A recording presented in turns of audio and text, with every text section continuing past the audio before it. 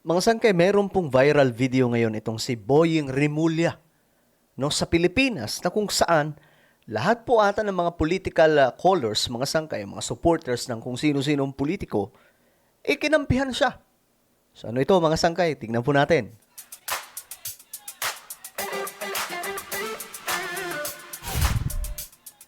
Hello, what's up guys? This is me. We are back dito sa ating YouTube channel at syempre sa Facebook.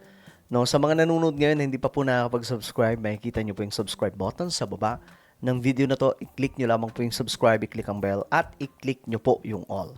Sa mga nanonood po sa Facebook, i-follow nyo po yung ating Facebook page.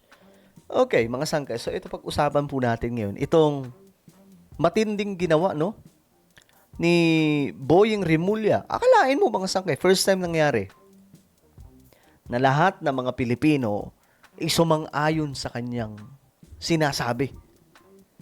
Kasi mga sangkay, eto, tingnan po ninyo. Binatikos kasi niya dito yung Meralco.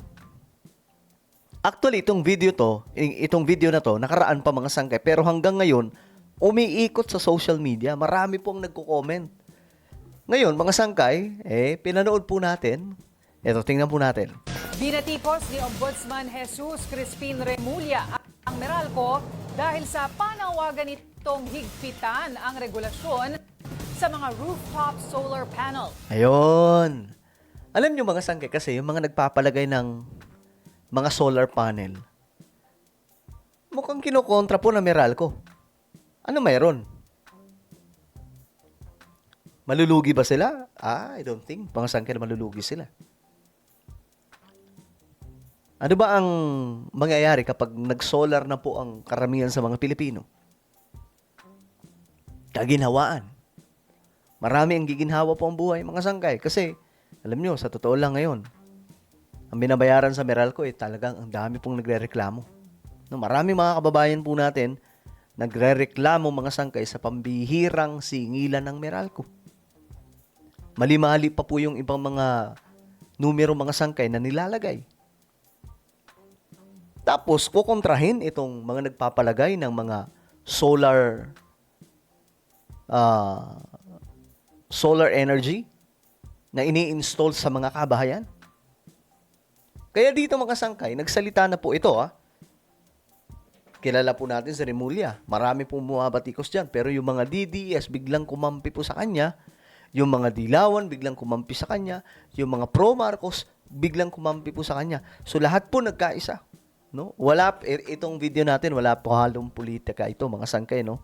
Dito lamang po tayo sa, kumbaga, totoo, no? Na realidad, mga sangkay sa Pilipinas, na sobrang mahal po talaga ng kuryente po natin. Kahit nga sa probinsya, mahal din, mga sangkay, di ba? Akala nyo sa Metro Manila lang, no? Kahit sa probinsya, ganun din. Iginiit ni Remulla na karapatan ng mga consumer na gumamit ng solar panels para sa sarili nilang konsumo.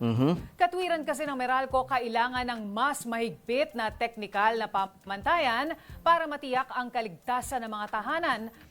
Ay, nako po. Yan ang nirereklamo ng Meralco, tiyak na kaligtasan daw po sa mga tahanan. Ang problema nga, ito kung yan na lamang po ang pag-uusapan, pumunta tayo mga sangkay sa malaking problema. Yung mga spaghetti wire. 'Di ba? Ito, tingnan natin. Tingnan natin itong mga spaghetti wire sa Pilipinas ng Meralco. Kung pinag-uusapan na lamang po natin yan, di puntahan natin to. Ayan. Meralco. Hindi po ba ito yung mas delikado? Kita niyo yung ginagawa nyo na pagkakabit ng mga kuryente, mga wires. Sa totoo lang mga sangkay, yung pagpapalagay ng mga solar panel, mas okay po, mas malinis, hindi delikado. Pero ito mga sangkay, tingnan po ninyo.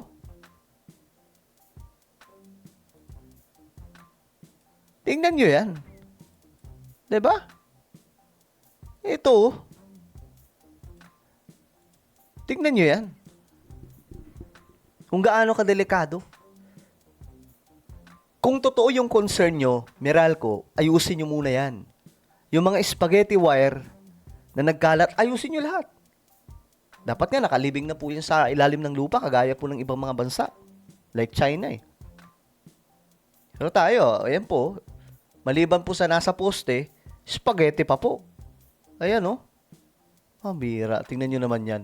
Ito oh, tingnan nyo, kinakabitan. Ganyan na po itsura, kakabitan pa yan, dodoble pa. Anak ng tokwa talaga sa Pilipinas oh. Tapos kukontrahin yung mga nagpapalagay ng solar. At maprotektahan ang buong power grid habang dumarami ang gumagamit ng solar energy ngayong tag-init.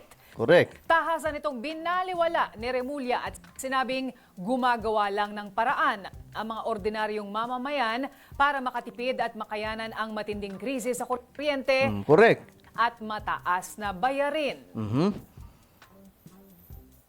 Ano, mapaalam ka para magkabit na solar? Mahiya naman sila. Oh. Pero ako, mahiya kayo. Mga tao, nagko-cope na lang sa crisis. Oh, mahiya kayo, Meralco. Let the people cope with it. Bigla Huwag mo na naman silang kayo umalma nababago. dyan. Ha? Co-generation na ngayon, tinutulungan na sila dyan kasi Co-generation. ang power natin, kulang talaga tayo. Huwag na sila magsasalita ng ganyan. Oh, wag na kayo, Meralco, magsasalita ng ganyan, sabi po ni Boying Remulla.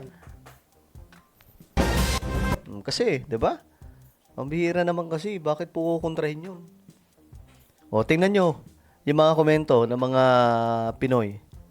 Ito, dami nag-comment dito, nakakatawa din eh. Para-paraan lang talaga para-paraan lang mga taga Meralco. Tumama rin si Boying.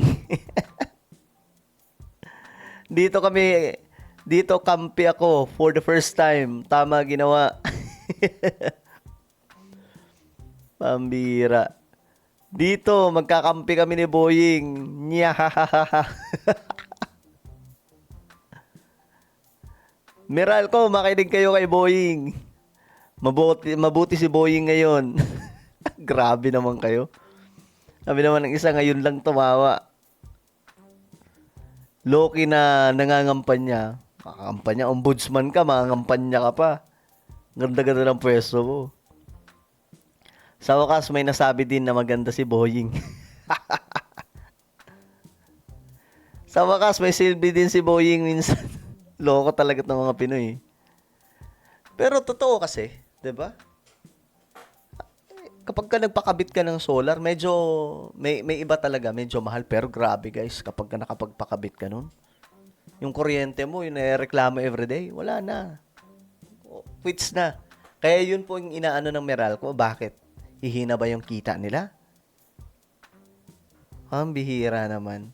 Kayo na nga ang tinutulungan ng mga naglalagay ng mga, yung mga kumpanya na lalagay ng mga solar panel. Kayo pa magreklamo? Anak ng toko. Madalas na nagkakasunog sa mga spaghetti wires, sa mga squatter. Kasi spaghetti wires po, mga sangkay, tingnan nyo naman to. Sa mga ganyan nagkakasunog. Hindi po sa mga solar panel. Sa mga ganito nagkakasunog, tingnan nyo naman yan. Nak ng toko.